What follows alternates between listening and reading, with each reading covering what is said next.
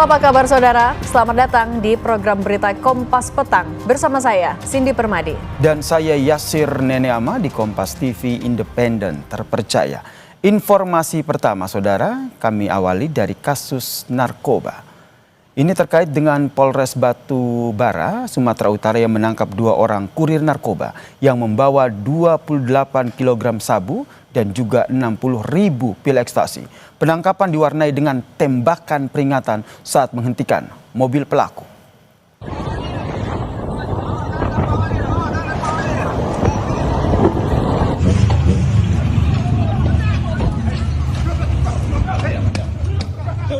Aksi pengejaran ini saudara tidak terhindari saat personel Satres Narkoba Polres Batu Bara mengejar mobil minibus warna hitam di Jalan Lintas Sumatera Desa Seimuka, Kecamatan Datu Tanah Datar. Minibus ini saudara diduga merupakan kurir narkoba yang membawa 28 kg sabu dan juga puluhan ribu pil ekstasi. Polisi berhasil menghentikan mobil pelaku dan menangkap 2 orang di dalam mobil tersebut.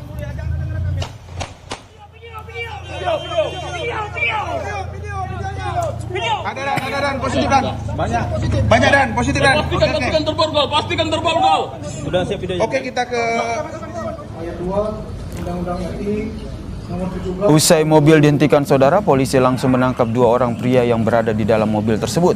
Tembakan peringatan sempat diletuskan beberapa kali ke udara agar pelaku tidak melarikan diri. Keduanya tidak berkutik saat polisi menemukan karung di dalam mobil. Setelah digeledah, karung tersebut berisi 28 kg sabu dan 60.000 pil ekstasi. Kedua pelaku berinisial GPS dan GS, warga Jakarta ini saudara, sengaja datang ke Batu Bara untuk menjemput barang bukti. Tersangka mengakui bahwa memiliki narkotika tersebut dengan tujuan akan dibawa ke wilayah Sumatera Selatan atau Palembang atas perintah dari BTM ya, yang merupakan domisili dari Jakarta. Informasi selanjutnya saudara, setelah melakukan perbaikan selama 3 jam, kereta komuter lain rute Jakarta Kota yang anjlok telah dievakuasi. 1 gerbong yang sempat anjlok dan menutupi area jalur 9 kini telah diangkat dan dipindahkan.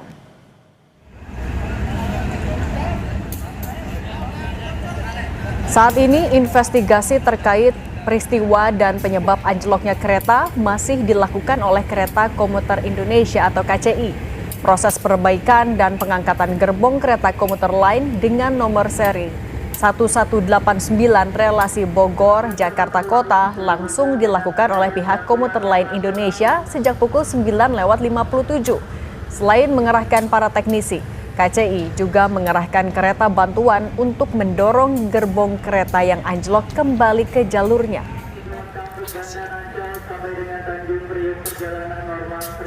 Perjalanan KRL sudah bisa berjalan kembali dan semoga sore ini, siang dan sore ini segera bisa normal kembali.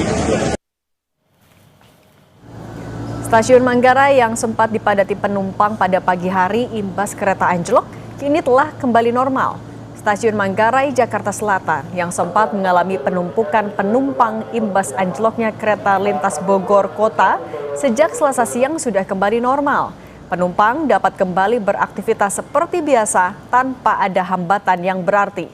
Sementara perjalanan komuter lain Bogor Jakarta juga sudah kembali normal.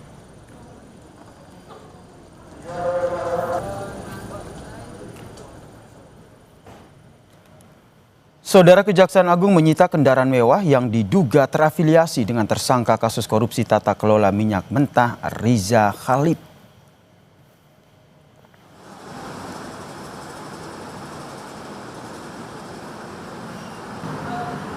Deretan 5 mobil mewah tidak bernomor polisi ini disita Kejagung dari sebuah rumah di kawasan Mampang, Perapatan, Jakarta Selatan.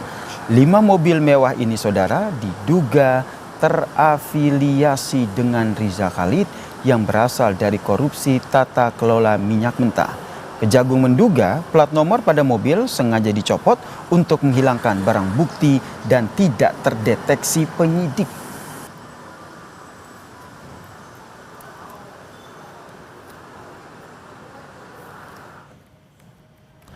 Tidak hanya menyita mobil mewah, Saudara, Kejagung juga menyita sejumlah mata uang asing milik Riza Khalid di 3 lokasi berbeda yang diduga terafiliasi dengan Riza Khalid. Sementara itu, Kejagung juga telah memanggil Riza Khalid dalam pemeriksaan pada tanggal 4 Agustus, namun ia mangkir. Kejagung memastikan akan mengeluarkan DPO atau Red Notice untuk Riza Khalid. Setelah meninggalkan Indonesia sejak Februari 2025, Riza Khalid terdeteksi berada di Malaysia.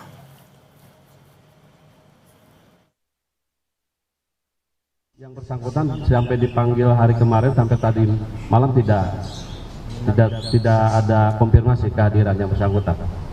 Dan kemarin dijadwalkan pemanggilan yang ketiga.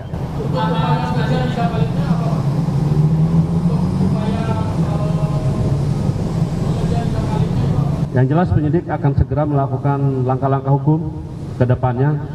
Ya mungkin nanti sekalian bisa melakukan penetapan DPO-nya nantinya dengan juga red notice juga.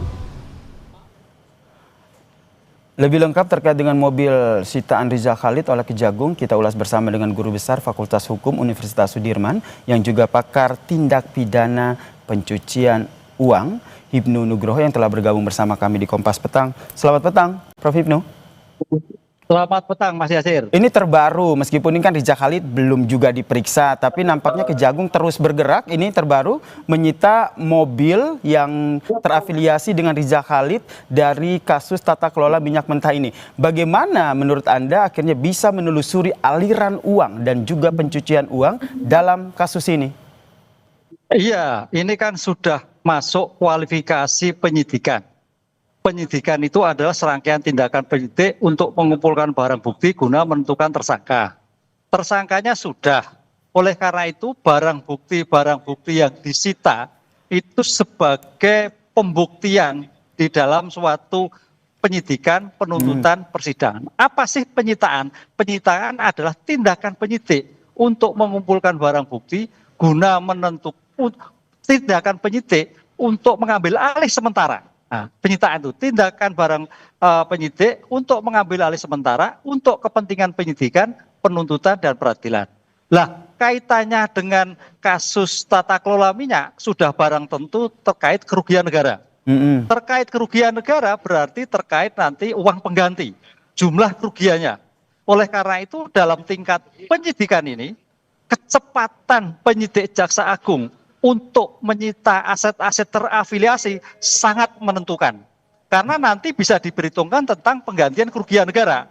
Ini jangan sampai barang-barang itu hilang atau sengaja dilenyapkan. Begitu. Nah, ini nih barang-barang hilang atau sengaja dilenyapkan. Kalau kita lihat nih pada saat disita ini plat kendaraan ini sengaja dicopot. Apakah ini juga seperti kata Anda tadi, Prof, sengaja untuk menghilangkan barang bukti ataupun jejak dari kasus ini? Lah, ini ada suatu masalah hukum dua, Mas. Kalau ini nanti sebagai barang bukti dan barang bukti itu terkait terafiliasi dengan tindak pidana dan ternyata barang bukti itu adalah nomor identitasnya dihilangkan, ini akan menjadikan obstruction of justice, menghilangkan barang bukti, melenyapkan barang bukti. Pertanyaannya, siapa yang menyelapkan barang bukti ini? Ini suatu problem hukum yang akhirnya bertambah lagi permasalahan dalam kasus minyak ini. Gitu. Oke, kemudian yang juga jadi sorotan adalah terkait dengan keberadaan dari Riza Khalid. Ini terakhir diketahui meninggalkan Indonesia di Februari 2025 dan disinyalir berada di Malaysia. Menurut Anda apa yang harus dilakukan oleh Kejagung? Apakah segera menerbitkan DPO dan juga Red Notice untuk segera membawa pulang Riza Khalid untuk diperiksa terkait kasus ini? Ya, kita itu sistem peradilan kita adalah menganut public hearing, mendengar tersangka, mendengar terdakwa. Oleh karena itu sebagai bentuk public hearing mendengar, kewajiban jaksa penyidik untuk menghadirkan sebagai tersangka wajib. Karena itu nanti akan bisa memberikan keterangan-keterangan yang lain. Dan ini jangan sampai ada nanti in absentia, ini jangan sampai. Karena ternyata ada di Malaysia. Jangan sampai negara atau siapapun penyidik melakukan in absentia di mana seorang tersangka itu diketahui beradaannya. Itu loh.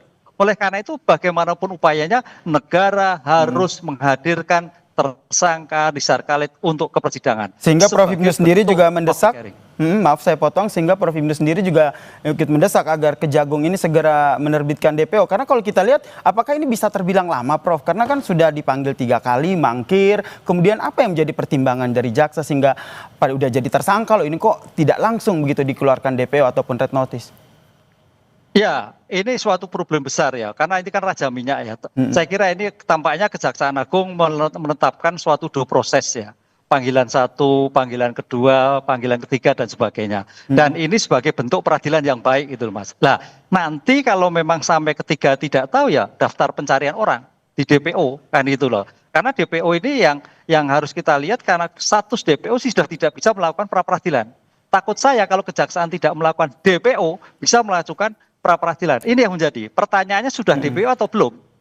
Ini problem hukum, makanya jangan sampai ketidakhadiran Riza Khalid itu menjadi tolak ukur, menjadi celah untuk melakukan suatu upaya-upaya hukum kepada Jaksa Agung. Ini saya kira kecepatan penyelesaian dan kecepatan untuk DPO, kecepatan mencari kejar-kejaran dengan Pak Riza Khalid. Nah ini nih yang masih menjadi PR begitu, di mana sebenarnya keberadaan Riza Khalid. Tapi kalau informasinya diduga berada di Malaysia, apakah menurut Anda Kejagung sendiri memang sudah berkoordinasi begitu dengan pemerintahan Malaysia untuk membawa pulang Riza Khalid? Singkat, Prof. Ya, kalau di Malaysia saya lihat dekat lah. Saya kira itu tinggal Kejaksaan Agung kerjasama Interpol bisa. Singapura agak sulit, tapi kalau Malaysia gampang. Oleh karena itu saya kira kecepatan untuk koordinasi di antar negara Interpol untuk menghadirkan Riza Khalid tidak sulit. Kalau hanya di Malaysia, tapi kalau di Singapura agak sulit karena sistem hukumnya itu berbeda. Di Australia juga demikian juga. Ini kecepatan supaya jangan sampai Riza Khalid keluar dari Malaysia. Begitu, Mas. Baik, terima kasih. Prof. Hipnu Nugroho, Guru Besar Fakultas Hukum Universitas Sudirman sekaligus pakar tindak pidana pencucian uang telah berbagi informasi bersama kami di Kompas Petang. Salam sehat Prof. Hipnu. Matur.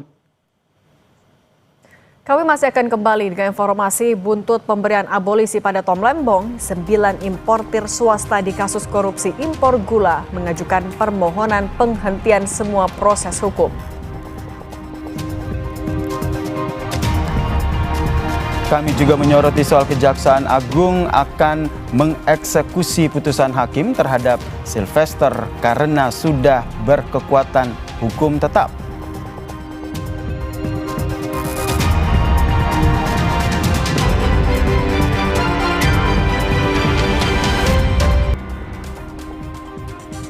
Terima kasih Anda masih bersama kami. Saudara, setiap harinya warga di jalur Gaza masih terus bertaruh nyawa untuk mendapatkan bantuan dari udara.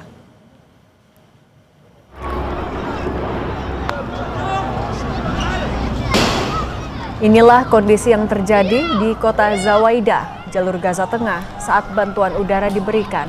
Warga Gaza yang sudah menanti langsung berebutan untuk mendapatkan bantuan. Blokade yang masih terjadi membuat warga Gaza mengalami krisis makanan. Kementerian Kesehatan Palestina melaporkan rumah sakit di Gaza mencatat 6 orang dewasa tewas akibat kelaparan dan malnutrisi. Jumlah itu merupakan korban kelaparan akut dalam 24 jam terakhir. Kematian itu menambah total korban tewas akibat krisis kelaparan yang sedang berlangsung menjadi 175 orang, termasuk 93 anak-anak.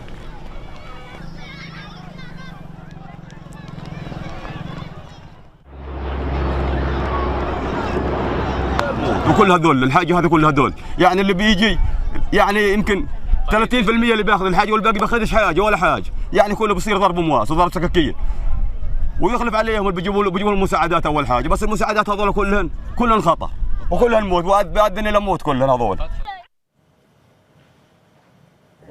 وين الخيمه الحين؟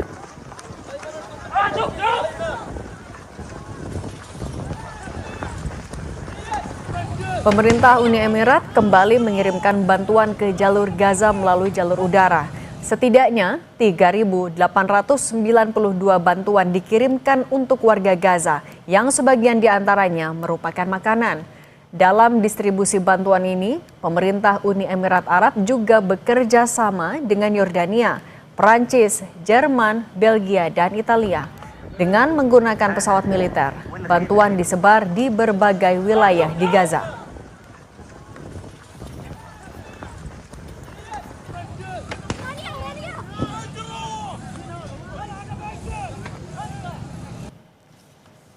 Kita ke informasi lainnya, Saudara. Buntut pemberian abolisi pada Menteri Perdagangan 2015-2016, Thomas Lembong, 9 importir swasta terdakwa kasus korupsi impor gula mengajukan permohonan penghentian semua proses hukum.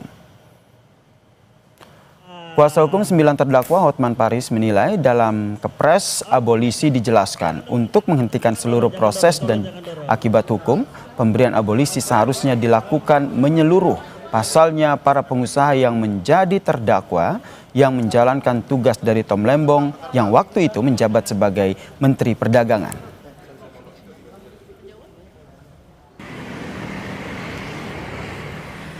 Akan memohon kepada Kejaksaan Agung, CQ JPU agar surat dakwaan terhadap 9 importir swasta ini ditarik, dicabut dari Pengadilan Tipikor PN Jakarta Pusat, atau hakim karena jabatannya menghentikan perkara dan mencoret perkara dari daftar buku perkara. Itu permohonannya. Pres tentang abolisi Tom Lembong jelas-jelas disebutkan menghentikan semua proses hukum dan akibat hukumnya. Ingat itu. Proses hukum apa? Ya kasus gula.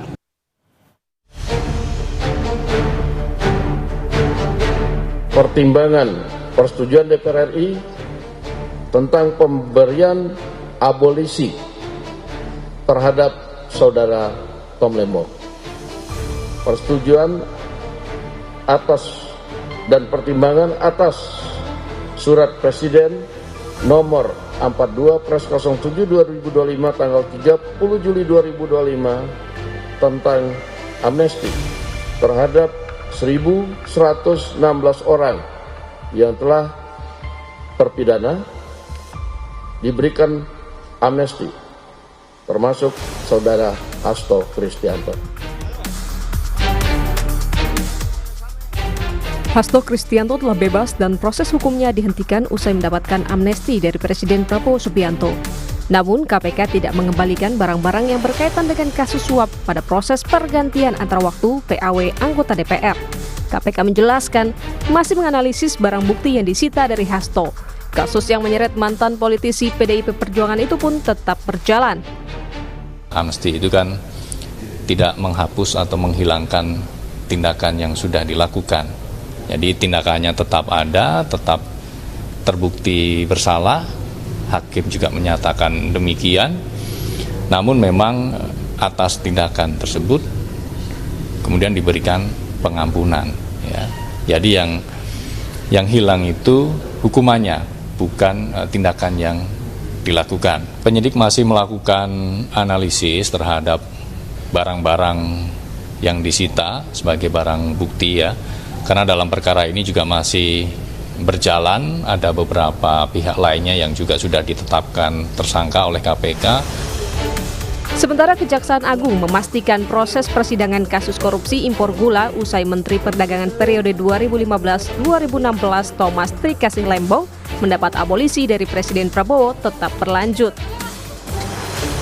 Segala proses hukum dan akibat hukum terhadap saudara Thomas Trikasih Lembong ditiadakan. Bukan membebaskan ya. Karena kalau membebaskan ranahnya pengadilan, ya kan? Artinya ditiadakan di situ. Nah, terhadap tadi yang Anda tanya terhadap tersangka atau terdakwa yang proses itu tetap berjalan. Kan ini kan sifatnya personal. Tidak, kalau di situnya disebut di Kepresnya cuma 1 orang, ya kita proses tetap berjalan, kita tetap sidangkan sebagaimana mestinya. Pakar Hukum Universitas Andalas Ferry Amsari menilai perkara yang menjerat Tom dan Hasto sifatnya politis. Selain itu, hak Presiden memberikan abolisi dan amnesti dinilai kurang tepat diberikan untuk kasus tindak pidana korupsi. Seolah-olah mengakui bahwa proses peradilan Hasto dan Tom Lembong adalah peradilan politis karena amnesti terutama memang disebut sebagai hak Presiden untuk memberikan pengampunan kepada orang-orang yang terlibat dalam peristiwa-peristiwa politik. Sementara abolisi juga menghapuskan atau memberhentikan segala proses hukum. Di titik ini timbul kesan bahwa kasus Tom Lembong sama sekali bukanlah pidana yang mestinya ada. Jadi sekali lagi ini timbul interpretasi yang sangat panjang dan beragam, apalagi tidak lumrah amnesti dan abolisi diberikan kepada kasus-kasus korupsi. Usai bebasnya Tom Lembong, Pengadilan Tipikor tak menghentikan peradilan bagi 9 terdakwa di kasus korupsi impor gula. Begitu pula pasca bebasnya Hasto Kristianto, pengusutan kasus suap PAW Harun Masiku terus berjalan. Tim Liputan, Kompas TV.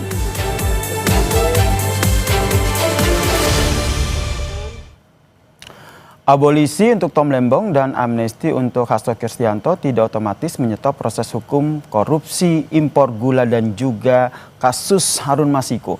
Lalu bagaimana Kejaksaan ataupun KPK menyiapi kelanjutan kasus ini? Kita bahas bersama dengan mantan Komisioner KPK Bang Saud Situmorang yang telah bergabung bersama kami di Kompas Petang.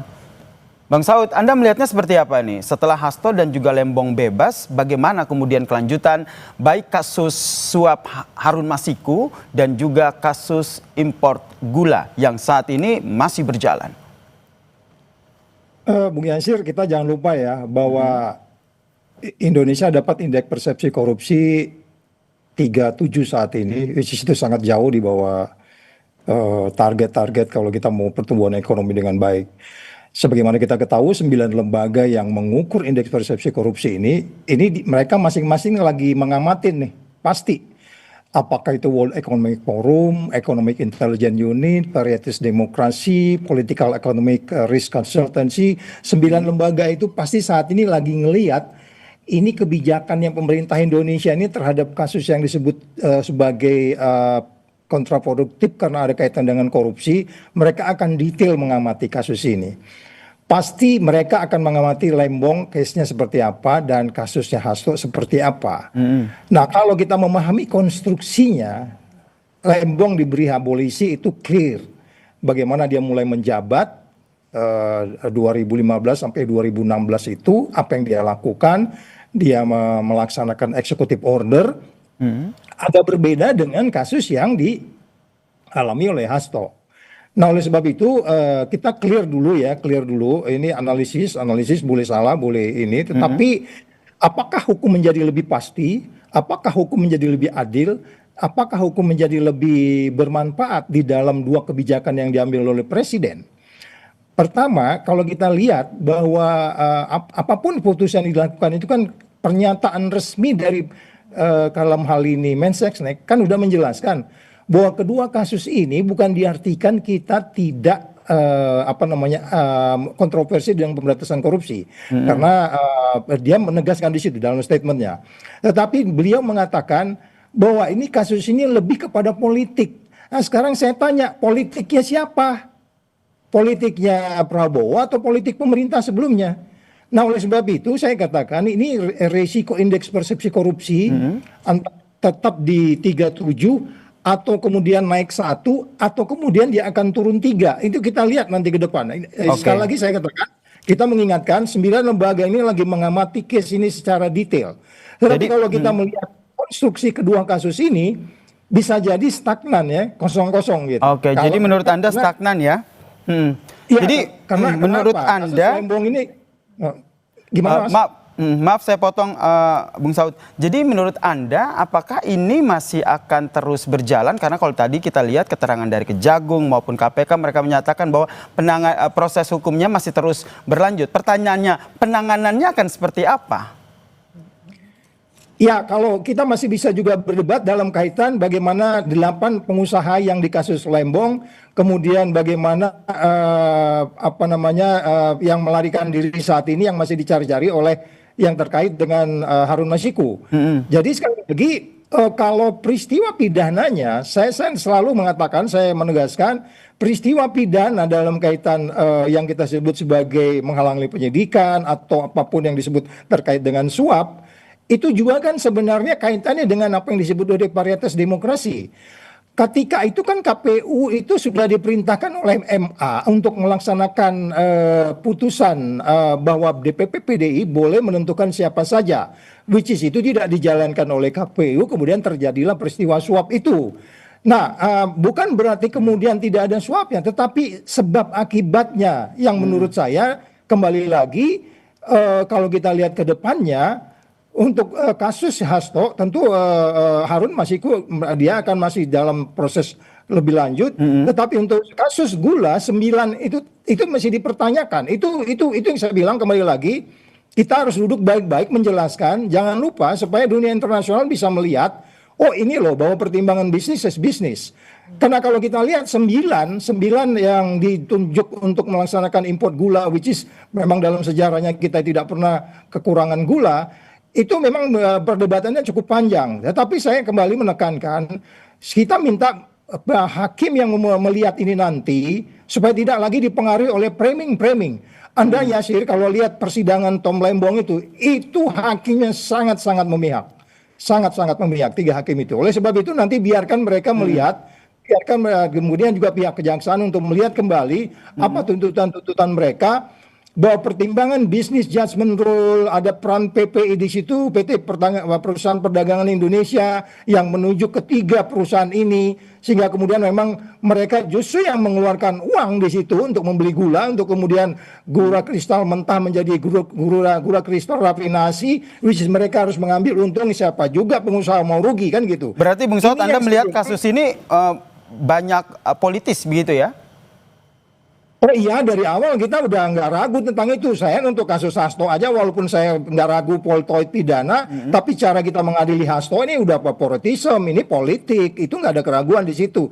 Cuman kan kita sekarang bagaimana menjelaskan kepada dunia internasional bahwa kita mengadili kedua kasus ini betul-betul perform, sehingga kemudian keadilan, kepastian dan kemanfaatannya menjadi lebih menimbulkan kepercayaan buat dunia internasional, dalam hal ini Transparansi Internasional, sehingga nggak terganggu terhadap indeks persepsi korupsi. Kita harus lebih hati-hati untuk what next-nya, sehingga kemudian hukum yang pasti, hukum yang adil, hukum yang bermanfaat itu bisa kita pertanggungjawabkan gitu Mas Yasir. Oke, hukum yang adil, hukum yang bermanfaat. Kita lihat ya langkah seperti apa yang selanjutnya diambil oleh baik KPK maupun Kejagung terkait dengan kasus ini. Terima kasih Bang Saud Sitomorang telah bergabung bersama kami di Kompas Petang. Salam sehat. Yap, sama-sama. Berita lainnya akan hadir usai jeda, Saudara. Kejaksaan Agung akan mengeksekusi putusan hakim terhadap Sylvester Matutina karena sudah berkekuatan hukum tetap.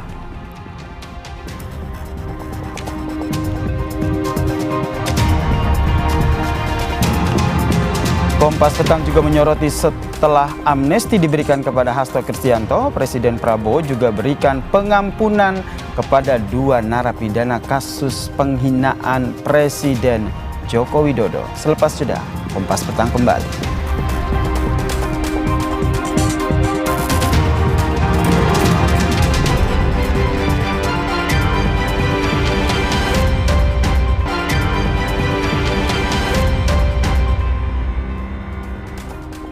Terima kasih Anda masih menyaksikan Kompas Petang, Saudara. Kejaksaan Agung menegaskan Ketua Umum Solidaritas Merah Putih Sylvester Matutina yang sudah divonis 1 tahun 6 bulan penjara harus segera ditahan.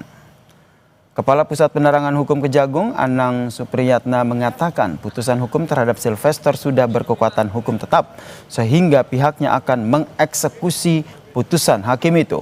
Sylvester Matutina, Saudara, dilaporkan oleh kuasa hukum Wakil Presiden ke-10 dan 12 Yusuf Kala ke Barreskrim Polri pada Mei 2017 lalu. Ia dianggap telah melakukan fitnah dan pencemaran nama baik terhadap JK melalui sebuah orasi. Pada 2019, Saudara, Sylvester divonis 1 tahun 6 bulan penjara atas perbuatannya. Namun hingga kini ia belum menjalani hukuman tersebut. Informasi dari pihak Kejari Jakarta Selatan, hari ini diundang yang bersangkutan. Kalau dia nggak datang ya silakan aja nanti. Tidak harus eksekusi. Kalau nggak salah hari ini, pastikan aja nanti. Coba tanya nanti ke pihak Kejari Jakarta Selatan. Tapi yang kemarin saya informasi harus segera. Sudah inkrah. Sementara itu, Saudara, Sylvester Matutina mengklaim telah berdamai dengan Wakil Presiden ke-10 dan 12 Yusuf Kala. Sementara itu, soal proses hukum, Sylvester pun mengklaim sudah menjalaninya dengan baik, hanya saja tidak diberitakan media massa. Sebelumnya, Saudara, Roy Suryo dan juga tim advokat anti kriminalisasi, akademisi dan aktivis mendatangi kantor Kejaksaan Negeri Jakarta Selatan pada Rabu pekan lalu untuk meminta Kejaksaan Negeri mengeksekusi Sylvester Matutina terkait dengan perkara fitnah dan pencemaran nama baik terhadap Yusuf Kala yang sudah memiliki kekuatan hukum tetap sejak tahun 2019. Yang saya mau jawab juga mengenai urusan hukum saya dengan Pak Yusuf Kala, itu sudah selesai dengan ada perdamaian, bahkan saya beberapa kali, ada 2 kali, 3 kali bertemu dengan Pak Yusuf Kala, dan hubungan kami sangat baik, dan sebenarnya urusan proses hukum itu sudah saya jalani dengan baik, dan memang waktu itu tidak ada diberitakan karena waktu itu baik saya maupun pihak Pak Yusuf Kala tidak pernah memberitakan di media. Pihak Yusuf Kala membantah pernyataan Sylvester Matutina yang mengaku pernah bertemu dengan Yusuf Kala dan urusan hukumnya sudah selesai.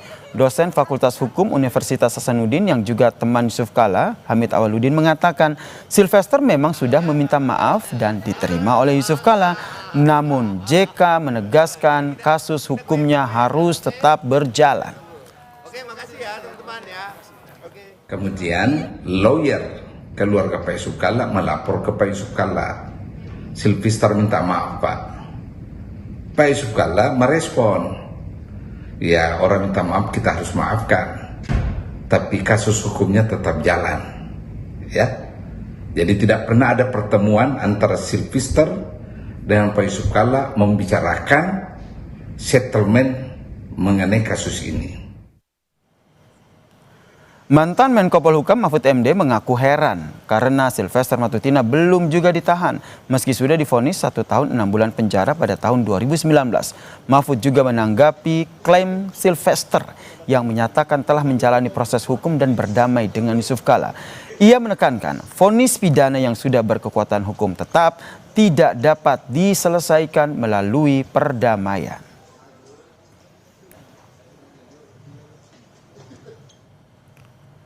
Si tervonis mengatakan dirinya sudah menjalani proses hukum dan sudah berdamai dengan Pak JK. Proses hukum apa yang sudah dijalani? Lagi pula sejak kapan ada vonis pengadilan pidana bisa didamaikan dengan korban? Vonis yang sudah ingkrah tidak bisa didamaikan, harus dieksekusi. Tulis Mahfud MD di akun X miliknya. Kasus yang menjerat Ketua Umum Solidaritas Merah Putih Sylvester Matutina kembali mencuat. Sylvester divonis penjara 1 tahun 6 bulan penjara pada 2019 lalu karena memfitnah Wakil Presiden ke-10 dan ke-12 RI Yusuf Kala dalam orasinya di tahun 2017. Matutina mengaku sudah bertemu Yusuf Kala dan kasusnya sudah selesai. Benarkah pengakuan Sylvester Matutina itu? Kita bahas bersama dosen Universitas Hasanuddin yang juga teman Yusuf Kala, Profesor Hamid Awaludin. Prof. Hamid, selamat petang. Selamat petang. Kami juga sudah mengundang Sylvester Matutina, namun yang bersangkutan masih belum bisa bergabung bersama kami. Kalau gitu, Prof. Hamid, kami mau menegaskan kembali klaim dari Sylvester Matutina sudah 2-3 kali bertemu dengan Pak JK, itu betul atau tidak? Setahu saya itu sama sekali tidak benar. Pak Yusuf Kala tidak pernah bertemu Sylvester Matutina membicarakan kasus ini, sama sekali enggak.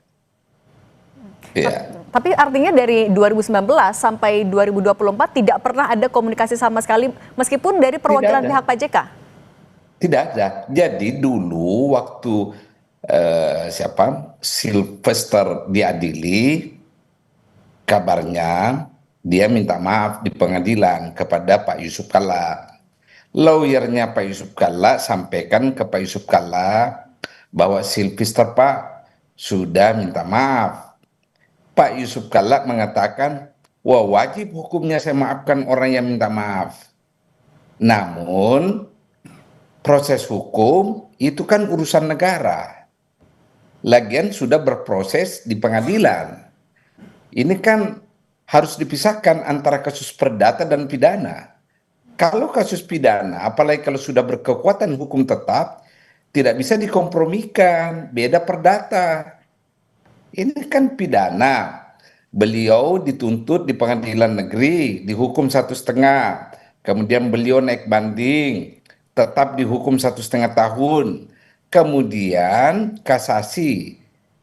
Putusan kasasi, Silvister tetap dihukum 1,5 tahun. Itu kalau saya nggak salah tahun 2019 ya.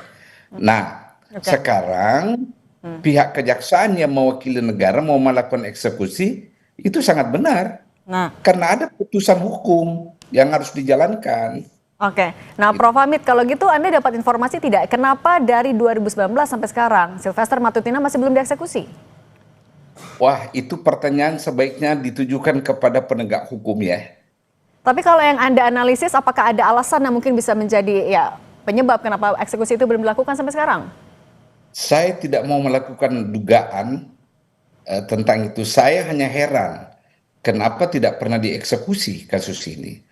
Karena malah ada lagi kasus lain yang diadukan oleh Pak Yusuf Kalla, sampai sekarang itu tidak pernah diproses sama sekali.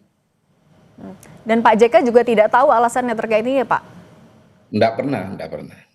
Saya tahu tidak pernah diberitahu alasannya kenapa. Nah Prof. Hamid, tapi ketika kasus ini akhirnya mencuat kembali di media juga salah satunya, apa respon Pak JK yang terbaru? Ya, respon Pak JK mengatakan, ya bagus kejaksaan menegakkan aturan.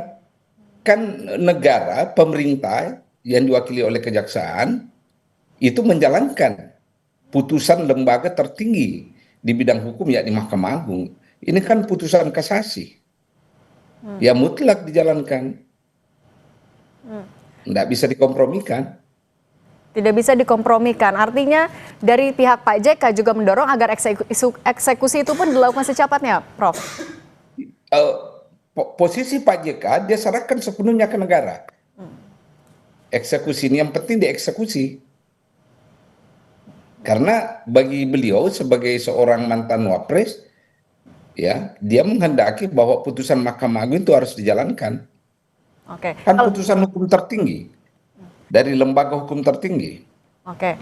Kalau begitu dari sudut pandang seorang teman dekat Pak JK, Prof. Hamid, apa yang Anda lihat dari lambatnya proses eksekusi seorang Sylvester Matutina yang akhirnya divonis melakukan fitnah juga kepada seorang wakil presiden? Ya, begini, kalau Anda tanya saya itu selalu mengatakan kawan-kawan yang berbuat sesuatu harus juga bertanggung jawab. Ya, siapa yang berani menabur angin, ya menabur angin dia akan menuai badai. Kan begitu filosofinya.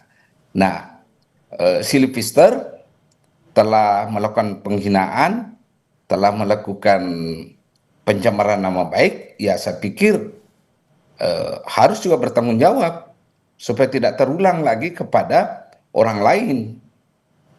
Kan kita bicara hukum ini kan, keputusan hukum sudah mengatakan dia bersalah. Oke, Prof. Hamid, kalau begitu apa yang Anda bisa baca juga dari, ini kan kasusnya mencuat lagi ketika Sylvester Matutina yang juga adalah seorang relawan Pak Jokowi sedang aktif-aktifnya lagi membela di kasus ijazah Jokowi. Anda melihat ada benang merahnya di situ?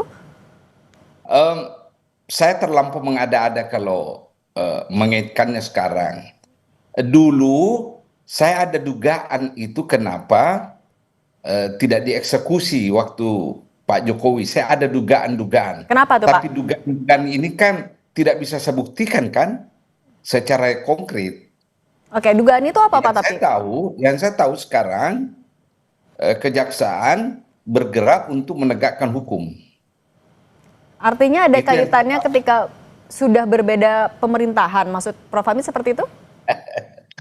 Saya tidak bermaksud seperti itu. Saya mengatakan ada itikat baik, usaha serius dari negara yang diwakili oleh kejaksaan untuk menegakkan aturan, memberi harga kepada putusan lembaga tertinggi negara di bidang hukum, yakni Mahkamah Agung.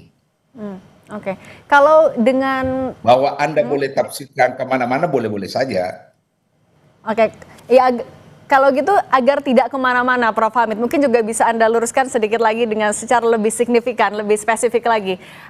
Arahnya, dugaan Anda pada saat itu hingga saat ini butuh 6 tahun sampai akhirnya kasusnya mencuat lagi. Apa yang terjadi?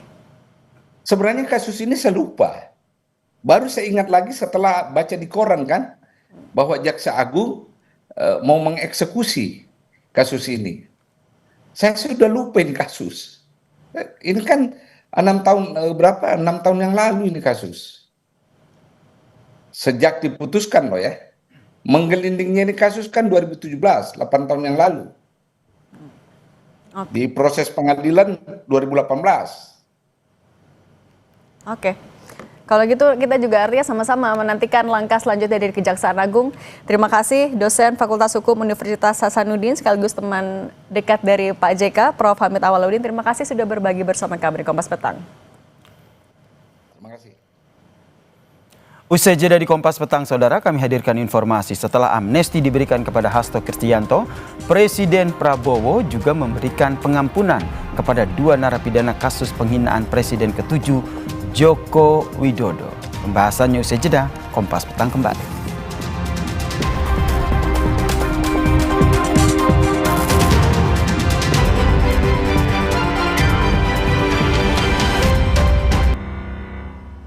Kompas Petang kembali bersama saya Sidi Permadi. Saudara, setelah amnesti diberikan kepada Sekjen PDIP Hasto Kristianto, Presiden Prabowo juga memberikan pengampunan kepada 2 narapidana atas kasus penghinaan Presiden ke-7 Joko Widodo.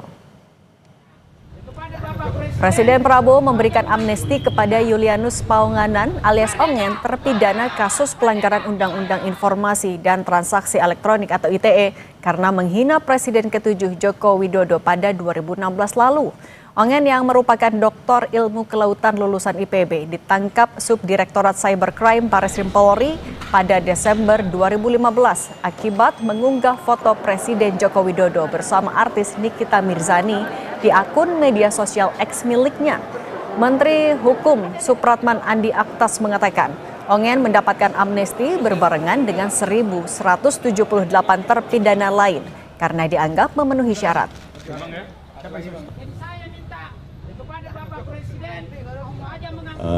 Kalau amnesti itu jumlahnya 1.178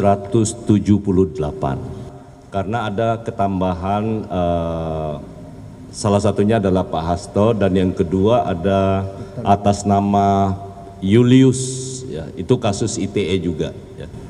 Julius Paunganan, ya, Julius Paunganan itu kasus ITE juga, jadi yang terkait dengan penghinaan kepada kepala negara.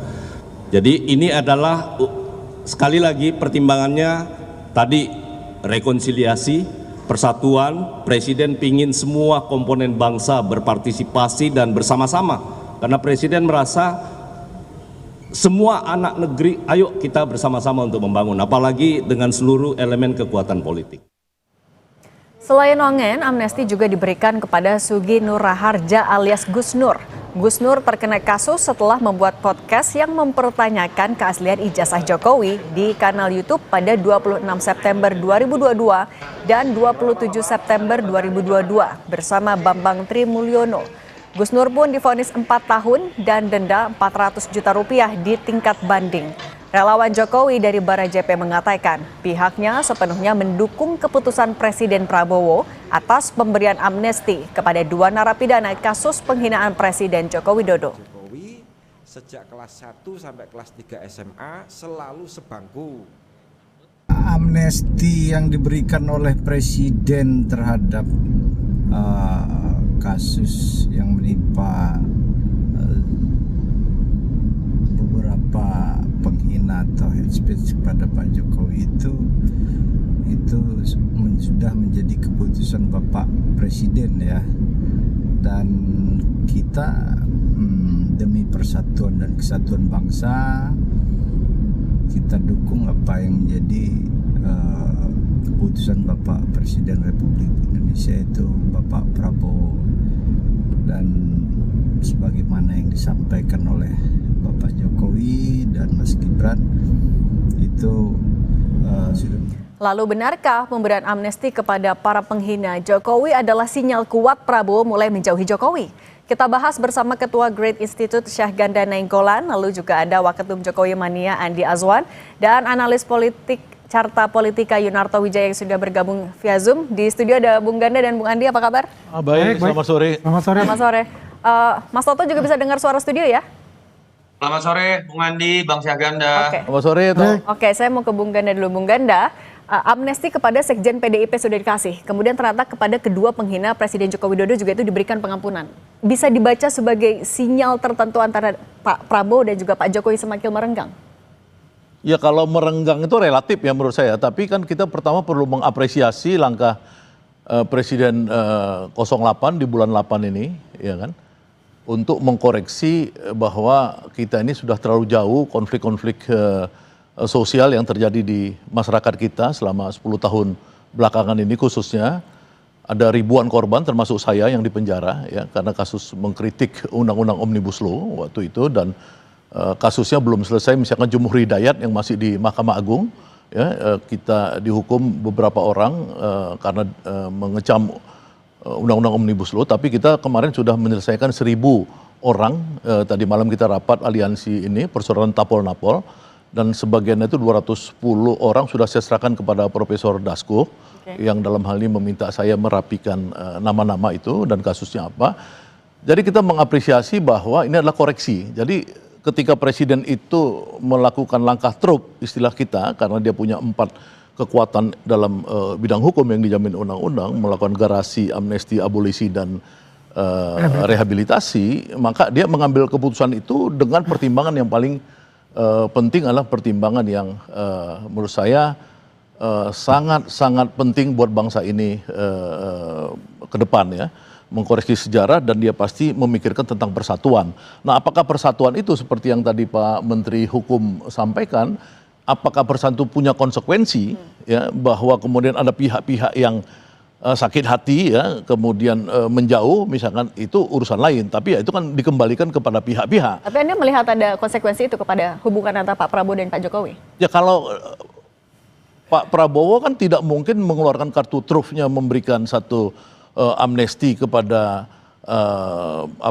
Hasto yang selama ini dianggap sangat kritik terhadap mantan Presiden Jokowi, dan Hasto yang menjadi tangan kanan sekutunya Anies Baswedan yang di dalam banyak kesempatan pada saat kampanye membongkar hal-hal yang mungkin sensitif untuk kepemimpinan Presiden waktu itu, karena Presiden Jokowi waktu itu juga akhirnya mengakui bahwa itu perintah beliau untuk Tom Lembong ya? Kepada Tom Lembong misalkan. Nah, ini kan 2 kelompok. Jadi kalau masyarakat itu sebenarnya ada 3 kelompok, dulu kelompok Prabowo, kelompok Anies, dan kelompok Megawati. Nah, mungkin saatnya di hari kemerdekaan ini kita melihat Prabowo pengen merangkul semua. Pengen merangkul semua. Kalau gitu kita tanya ke Bung Andi. Bung Andi, kalau pemberian pengampunan kepada orang-orang yang dalam tanda kutip berseberangan dengan Pak Jokowi, sebagai relawan Pak Jokowi, Anda bisa menangkap atau bisa memahami itu?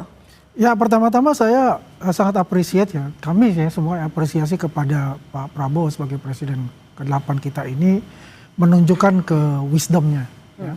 Bahwasanya anak bangsa ini harus sama-sama tidak melihat ke belakang gitu. Kita harus melihat ke depan untuk bersama-sama membangun bangsa ini gitu. Kalau dari pihak Pak Jokowi itu tidak ada rasa balas dendam, apapun itu tidak ada. Dan sangat mengapresiasi kalau ini memang hak prerogatif dari Pak Prabowo sebagai Presiden Republik Indonesia untuk itu. Jadi kalau dikatakan mungkin dibilang Pak Jokowi cawe-cawe dan hal ini dibuktikan gitu. Pak Jokowi tidak cawe-cawe untuk masalah hukum ini. Artinya proses yang berjalan itu sesuai dengan kaidah dari konstitusi, beliau sangat appreciate ya. Dan kita semua juga mengapresiasi apa yang telah dilakukan oleh Pak Presiden. Meskipun amnesti itu diberikan kepada 2 orang yang sudah divonis menghina Pak Jokowi. Siapapun itu, karena itu adalah keputusan hak prerogatif dari Pak Presiden. Pak Jokowi dan kami semua itu samina wa ta'na untuk itu. Oke, kalau tidak masalah katanya, kalau Mas Toto Anda melihatnya, sebenarnya keputusan yang ambil Pak Prabowo ini memang hanya ya untuk rekonsiliasi atau sebenarnya ada motif politik lagi di belakangnya? Mas Toto, suaranya masih di mute? Halo. Oke, silakan. Dengar? Iya. Iya, ini sebetulnya kan memang sesuai dengan mazhabnya Prabowo Subianto ya, yang dari awal yang ingin berbicara mengenai rekonsiliasi, bahkan ketika berbicara mengenai barisan koalisi tidak berhenti pada kekuatan 85%, teruslah terlihat berusaha untuk menarik kekuatan PDI Perjuangan. Walaupun ketika kemudian hubungannya sudah mencair dan menurut saya puncaknya adalah amnesti yang diberikan kepada Mas Hasto, tapi kita tahu keputusannya adalah PDI Perjuangan tetap berada di luar menggunakan istilah penyeimbang. Tapi dalam konteks hubungan yang mencair tidak lagi dalam konteks dendam sejarah, apalagi residu pasca Pilpres. Itu yang pertama menurut saya terlihat konsisten. Yang kedua, suka atau tidak, dari sisi persepsi, ini yang kemudian akan membuat image Pak Prabowo lebih positif. Suka atau tidak ya, dengan majunya Mas Gibran secara kontroversial sebagai calon wakil presiden Pak Prabowo, lalu kemudian menjadi wakil presiden, ada image seakan-akan ada kekuatan Jokowi yang tetap ada dalam pemerintahan Prabowo. Paling tidak dalam pengambilan keputusan yang tidak kemudian menganakmaskan atau menganaktirikan pihak-pihak tertentu, termasuk yang dianggap sebagai musuh politik Pak Jokowi, Pak Prabowo paling tidak berhasil melepaskan dirinya dari image bahwa Pak Jokowi masih menjadi bayang-bayang presiden atau kekuatan lain dalam pemerintahan Prabowo. Dan ini bagus buat orang presiden terpilih. Dan ada PR yang menurut saya tetap harus diselesaikan oleh Presiden Prabowo, dan ada juga catatan kritis artinya buat pemerintahan Presiden Jokowi. Ketika Pak Prabowo kemudian misalnya membebaskan beberapa pihak yang kemudian dianggap kena vonis pada zaman pemerintahan Jokowi, terutama terkait Undang-Undang ITE yang sering dianggap oleh teman-teman aktivis sebagai pasal karet, artinya kan ada pemberlakuan secara sistem hukum yang bermasalah pada rezim sebelum. Artinya ini kita nggak bisa lihat sekedar pengampunan kepada sosok tertentu, tapi sebuah kritik terhadap sistem yang sempat diberlakukan pada rezim sebelum. Tapi ada PR juga buat Pak Prabowo menurut saya, terutama dalam kasus Mas Hasto ataupun dalam kasus Tom Lembong, ketika Mensesnek mengatakan bahwa dua kasus hukum ini bernuansa politik yang menjadi alasan salah satunya untuk kemudian keluar amnesti dan abolisi. Presiden tidak boleh berhenti pada level memberikan amnesti abolisi sesuai haknya sebagai kepala negara. Presiden artinya mengakui dalam sistem hukumnya ada politisasi yang masih mungkin terjadi. Jadi seharusnya Presiden setelah ini tidak berhenti, tapi bicara bagaimana perbaikan sistem hukum sehingga hal-hal seperti ini tidak perlu terjadi lagi. Itu poin paling penting menurut saya. Oke, tapi Mas Toto, kalau Anda melihatnya artinya ada konsekuensi tentunya ketika Pak Prabowo mengambil langkah amnesti ini. Apakah artinya ini bisa dilihat ya Pak Prabowo mulai melihat kekuasaan atau pengaruh dari Pak Jokowi sudah mulai mengecil? Kalau saya sih dari awal melihat Pak Prabowo tidak dipengaruhi oleh Jokowi ya. Pak Prabowo dipengaruhi oleh Jokowi dalam konteks pencalonan. Suka atau tidak, Gibran itu mewakili deal politik antara Prabowo dengan Jokowi. Tapi bagaimana menilai seorang Prabowo apakah berdiri independen atau tidak ketika sudah menjadi presiden, saya melihatnya bukan dari pidatonya yang teriak hidup Jokowi, bukan dari seberapa sering beliau kemudian bersilaturahmi, tapi apakah kebijakannya itu pas Prabowo atau tidak. Saya pernah berdebat juga dengan Bung Adi, saya mengatakan dengan masuknya Indonesia ke BRICS, dengan keluarnya program MBG, dengan tidak menggunakan APBN lagi untuk proyek infrastruktur, ini menunjukkan Prabowo berdiri independen. Tidak kemudian berbau Jokowi. Bahkan saya selalu mengatakan teman-teman relawan Jokowi harus legowo kalau kemudian akhirnya melihat sebuah fakta bahwa kebijakan Pak Prabowo itu berbeda dengan kebijakan Pak Jokowi. Kontinuitas itu nggak bisa dilihat dalam konteks sama dengan kebijakan Jokowi, dan memang seharusnya seperti itulah seorang presiden terpilih melanjutkan melaksanakan sebuah kebijakan independen, tidak terpengaruhi oleh kalau gitu kita juga tunggu Bung Ganda, tapi kalau dari catatan Anda, selain dua terpidana yang baru saja dapat amnesti, masih banyakkah terpidana lain yang ya di penjara dan perlu dapat amnesti karena menghina Presiden Jokowi? Ya ada 1000-an, ada 1000 lebih ya yang kita data. Kan kita ini kan dari mulai 2014 ya, 2012 dulu, 2012 kasus 212 ya, itu Rahmawati Soekarno Putri udah almarhum kan sekarang kan, Kiflan Zen dan lain-lain, itu kan juga butuh kepastian tentang status hukumnya yang masih sangkut sebagai tersangka, padahal dia udah meninggal. Liusung Karisma ya, itu sudah meninggal, kasusnya masih tersangka. Egy Sujana waktu dia teriak di depan rumah Prabowo lawan people power, ditangkap sama rejim Jokowi, kemudian kasusnya masih tersandra sampai sekarang. Jadi memang ada seribuan kasus-kasus, baik kasus rencana undang-undang KUHP, kasus KUHP ya, kemudian rencana undang-undang perubahan undang-undang KPK dulu ya, banyak sekali yang ditangkap di zaman era Jokowi ini. Jadi tindakan Pak Presiden ini untuk yang kasus Tom Lembong dan kasus Hasto dan kemudian tadi ada Gus Nur ya, itu kan menunjukkan memang ini ada koreksi ya, koreksi terhadap masa lalu ya. Jadi saya sudah serahkan ke Pak Dasko data-data 1.000 nama itu ya, karena beliau juga menjanjikan dalam waktu dekat itu akan dibebaskan, diamnesti atau abolisi. Nah, jadi memang kita melihat bahwa Presiden ini bisa jadi dia sudah menunjukkan kepada Pak Jokowi ya bahwa langkah ini mungkin menyakitkan Anda ya kan, karena Anda itu adalah bagian daripada orang-orang ini terpenjara. Seperti saya kan nggak ada kesalahan, cuma mengkritik undang-undang Omnibus Law, kenapa saya dipenjara misalnya gitu ya. Kayak 1.000 orang lebih yang artinya masih penjara dan menunggu. Enggak, sebagian masih nyangkut ya, seperti Jumhur tadi kan nyangkut tuh di Mahkamah Agung. Egy Sujana kasus dia makar itu nyangkut, Rahmawati Soekarno Putri nyangkut. Itu kan banyak orang-orang yang dia itu tidak bisa jadi komisaris ya kan, kalau ada yang tidak bisa jadi kerja di pemerintah, kalau dia urus SKCK apa segala gitu. Ini memang harus diselesaikan menurut saya. Oke, kalau akhirnya mereka semua diberikan pengampunan oleh Pak Prabowo, kalau dari Anda relawan Jokowi, apakah Anda rela? Tapi jangan dijawab dulu Bung Andi. Kita akan kembali saat lagi, tetap bersama kami di Kompas Petang.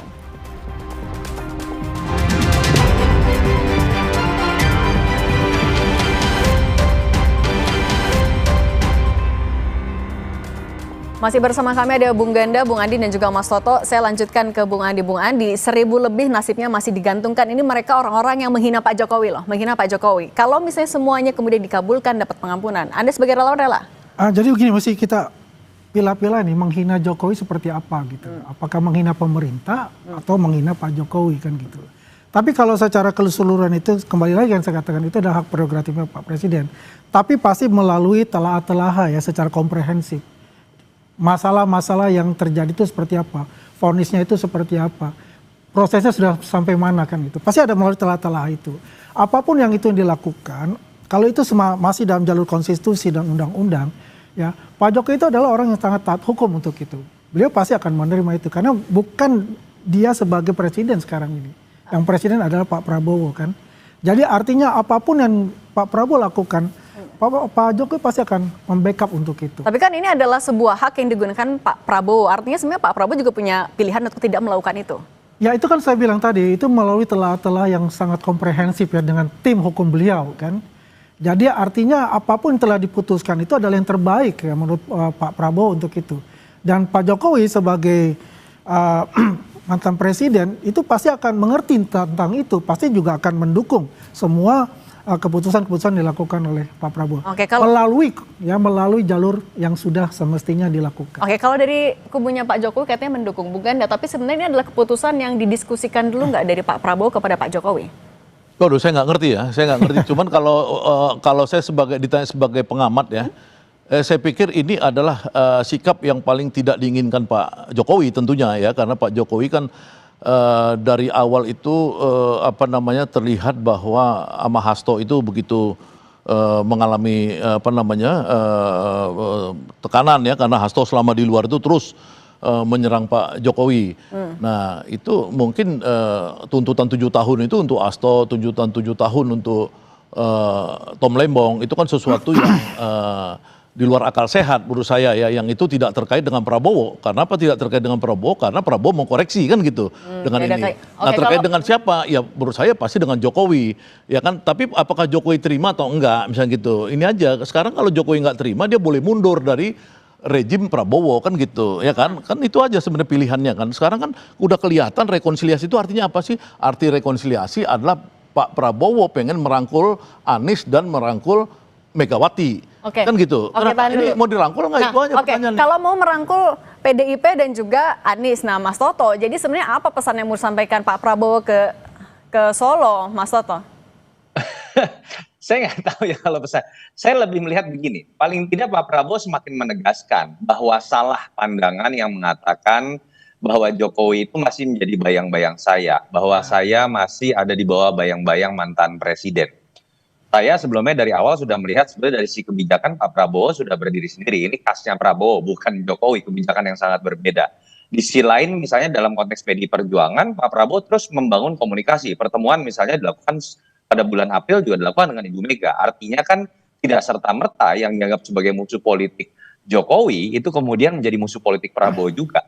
Dan puncaknya adalah kebijakan amnesti, abolisi, bukan hanya terhadap Tom Lembong dan Hasto, tapi bahkan pihak-pihak yang dianggap menghina Presiden Jokowi pada saat pemerintahan Jokowi, kemudian juga dibebaskan.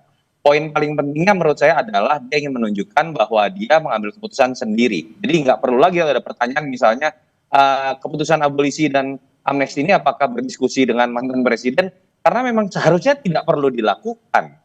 Nah, okay. Siapapun yang terpilih itu tidak boleh kemudian dalam pengambilan keputusan bergantung pada mantan presiden. Dalam konteks persahabatan, dalam konteks silaturahmi, tentu saja iya. Tapi poin paling penting gini loh, saya ingin mengatakan, saya berharap Pak Prabowo bisa konsisten ya. Apa yang dia lakukan secara yang diapresiasi oleh masyarakat dalam konteks pengampunan terhadap tahanan yang berbau politik, itu juga bisa dia berlakukan ketika kritik dilancarkan kepada dirinya. Ini jadi sangat penting buat legacy Pak Prabowo yang kita tahu, terutama buat teman-teman aktivis ya, termasuk Bang Jaganda lah. Pak Prabowo sering diidentikan dengan masa lalu. Dan diidentikan masa lalu itu ketika berbicara Orba anti kritik. Lalu kemudian berbicara hal-hal yang menjadi beban Orba. Apa yang dilakukan hari ini paling tidak menghapus sebagian stigma itu, tinggal pembuktian ke depan ketika ada yang mengkritik dirinya, menghina dirinya, apakah perlakuan yang sama sebagai seorang kepala negara dalam respon bisa terjadi juga atau tidak. Oke, saya mau ke Bung Andi tadi melanjutkan pernyataan dari Bung Ganda. Kalau misalnya mau merangkul PDIP dan juga Anies, artinya Pak Jokowi ditinggalin dong. Melihat itu nggak? Nggak juga. Saya tidak melihat itu. Itu bukan sifatnya Pak Prabowo. Pak Prabowo yang merangkul semua kok. Kan dikatakan rekonsiliasi nasional. Siapapun anak-anak bangsa itu diajak untuk bersama-sama membangun bangsa ini gitu loh. Meninggalkanlah, kita kalau lihat jangan lihat spion ke belakang terus, kita fokus ke depan untuk pembangunan kita gitu. Tapi kan yang rekonsiliasi adalah musuh-musuh politiknya Pak Jokowi. Ini kita jangan katakan ini musuh ya Mbak. Ini hanya rivalitas secara politik. Secara pribadi tidak ada Pak Jokowi itu memusuhi adalah musuh, tidak. Ini adalah rivalitas politik. Tapi dalam hal bagi satu kesatuan anak bangsa, ini ada satu yang diorkestrasi oleh Pak Prabowo gitu loh. Jadi Pak Jokowi pasti juga akan lega, kok nggak ada masalah untuk itu. Itu tapi adalah udah haknya Pak Presiden. Mau rekonsiliasi meskipun di situ isinya ada ya orang misalnya ada PDIP, ada Anies, nggak ada masalah. Nggak masalah. Nggak ada masalah itu. Itu saya mungkin mau ngasih masukan nih ya kepada teman-teman sebagian, saya nggak katakan semua. Mas Soto maaf boleh di mute dulu, Mas. Oke, kalau gitu Bung Ganda, iyakah bisakah kalau Anda kacamata sebagai juga dari relawannya Pak Prabowo, mungkinkah ya Pak Jokowi akan bisa rekonsiliasi dengan orang-orang itu di dalamnya? Ya kan begini ya, kalau kita nih lihat seperti kata apa tadi siapa pembicara satu lagi tadi Junarto ya. Iya Mas Soto. Kan memang kelihatan langkah-langkah kebijakan Presiden Prabowo kan meninggalkan langkah-langkahnya arahnya Jokowi selama ini. Tapi kan kemudian yang orang meragukan selama ini apakah dia bisa mengambil sikap menjaga jarak untuk kasus-kasus politik yang menyangkut lawan-lawan politik, ya seperti kasus Hasto, kasus Tom Lembong ini kan menunjukkan Prabowo ngambil sikap. Ini sikap gua, pribadi gua. Nah, artinya di sini dia saya lihat meninggalkan Jokowi, ya kan. Tapi apakah kemudian secara total kita nggak tahu, ya. Tapi menurut saya ada kebutuhan Prabowo sekarang untuk melakukan rekonsiliasi yang besar. Karena apa? Karena Prabowo mengalami tantangan dunia yang sangat besar, ya, ketika dia berhadapan dengan Donald Trump, ya, yang berhadapan dengan negara-negara besar lainnya. Dia butuh satu kekuatan semesta Indonesia ini di bawah dia. Dia nggak bisa gara-gara ada Presiden Jokowi nggak suka sama Mega, nggak suka sama yang lainnya, Anies apa segala, kemudian itu dibawa sampai sekarang. Enggak. Menurut saya memang Pak Jokowi harus insaf juga, jangan terus-terusan pengen mempengaruhi, menginfluence Prabowo. Kalau menurut saya cukuplah Gibran dititipkan kepada Prabowo, sisanya udah kayak SBY aja, nggak ikut campur lagi cawe-cawe gitu loh. Oke, kalau Mas, oke, artinya kalau Mas cawe-cawe lo Bang Ganda. Enggak, ini kan pandangan politik. Silakan Mas Andi ini kan. Mas Soto, artinya kalau dari mendengar penjelasan dari Bung Ganda, apakah ini artinya ya Prabowo bilang dadah Jokowi? Singkat saja. Bukan dadah ya, saya berdiri tegak independen. Jadi jangan ada cawe-cawe. Saya nggak mengatakan Pak Jokowi akan cawe-cawe juga. saran saya minimal deh kalau kita nggak mau kemudian berspekulasi macam-macam tentang Pak Jokowi, teman-teman relawan sebagian jangan terlalu berbicara hitam putih. Ini contoh ya, Sylvester itu sering loh dalam diskusi tentang forum pemakzulan, tentang memberikan masukan, analisisnya langsung dikaitkan dengan yang kalah pemilu, yang sakit hati. Hal-hal itu yang membuat nama Pak Jokowi semakin jelek ketika Anda berbicara sebagai relawan Jokowi. Karena pada kenyataannya Prabowo sangat menyukai rekonsiliasi. Yang tadi Bang Syahganda katakan memang modal dasar dalam situasi global yang tidak mudah. Kalau stabilitas politiknya rapuh, kalau nambah musuh, itu akan menjadi beban buat Presiden Prabowo. Itu yang menurut saya harus jadi catatan buat teman-teman relawan Jokowi. Sebagian, saya nggak katakan, semoga Bung Andi bukan termasuk diantaranya. Oke, terima kasih kalau gitu Mas Toto, Bung Ganda dan juga Bung Andi sudah berbagi bersama kami di Kompas Petang. Saya salut semuanya. Sore Mas Toto. Terima kasih Bang Syahganda, terima kasih Bung Andi. Kompas Petang akan kembali dengan informasi akibat blokade Israel, dukungan dunia terus mengalir bagi Palestina untuk hentikan krisis kelaparan di Gaza. Informasinya sesaat lagi.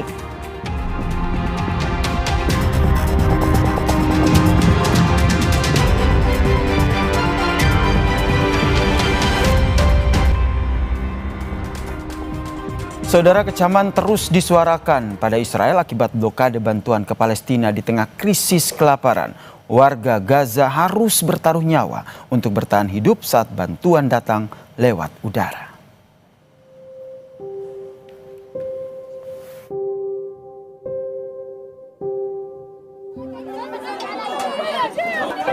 Bertaruh nyawa hanya demi semangkuk makanan atau sekantong gandum. Kondisi ini yang terjadi di warga Gaza, Palestina. Krisis pangan dan bencana kelaparan semakin parah melanda jalur Gaza akibat blokade makanan oleh Israel. Saat bantuan berjatuhan dari langit, warga Gaza langsung menyerbu demi berebut karung bantuan. Tak sedikit warga Gaza yang berduka atas kerabat yang terbunuh saat mencari bantuan di lokasi distribusi.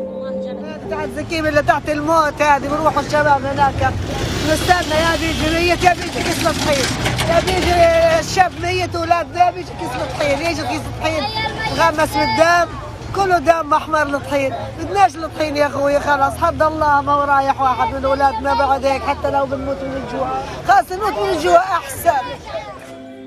Dukungan untuk segera menghentikan krisis kemanusiaan dan kelaparan di Gaza, Palestina juga terus disuarakan di berbagai belahan dunia.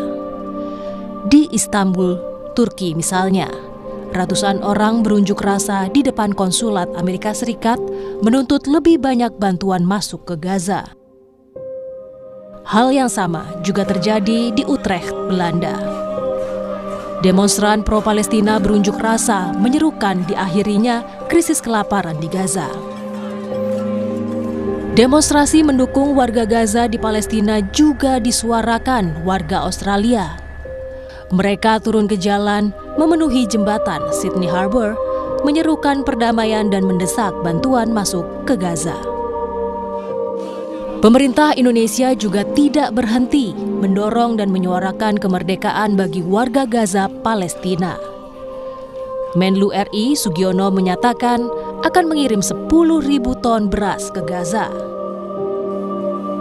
Pakar hubungan internasional Teguh Raiza Shah menyatakan di tengah blokade yang dilakukan, Indonesia harus memikirkan proses distribusinya, termasuk mendorong diplomasi global agar blokade segera dibuka. Indonesia sudah mempersiapkan langkah-langkah pengiriman 10.000 ton beras ini dengan sangat sistematis. Oke, kita bisa mengatakan jalur penerbangan aman. Kemudian, tapi juga begitu landing, saya khawatir akan ada pemeriksaan yang luar biasa dari pihak Israel. Karena mereka tentunya mengkhawatirkan barang-barang itu ada kemungkinan memuat juga hal-hal yang tidak mereka inginkan. Tapi untuk itu tentunya kita memerlukan diplomasi global untuk menyatakan bahwa bantuan yang Indonesia berikan ini adalah sepenuhnya untuk tujuan-tujuan kemanusiaan. Data UNICEF mencatat 1 dari 3 orang di Gaza mengalami hari-hari tanpa makanan. Dengan malnutrisi akut kini mencapai lebih dari 16,5% di jalur Gaza. Saat ini, lebih dari 320.000 anak berisiko mengalami malnutrisi akut. Kondisi ini akan semakin menambah korban jiwa jika blokade bantuan yang masuk ke Gaza masih terjadi. Tim Liputan, Kompas TV.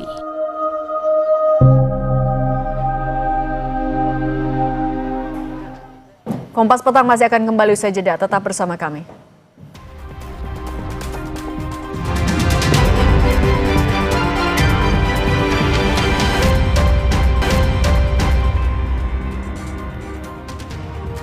Seorang pengendara sepeda motor terjatuh dari ketinggian 5 meter di Jalan Layang Grogol, Jakarta Barat. Korban yang mengalami luka dan tak sadarkan diri dibawa ke rumah sakit terdekat.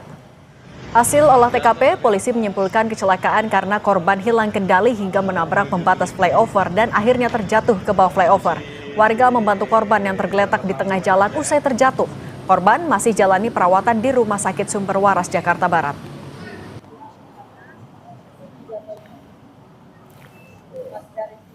Terima kasih Anda telah menyaksikan Kompas Petang di Kompas TV Independen Terpercaya. Saya Yasir Neneama. Saya Cindy Permadi. Terima kasih. Sampai jumpa.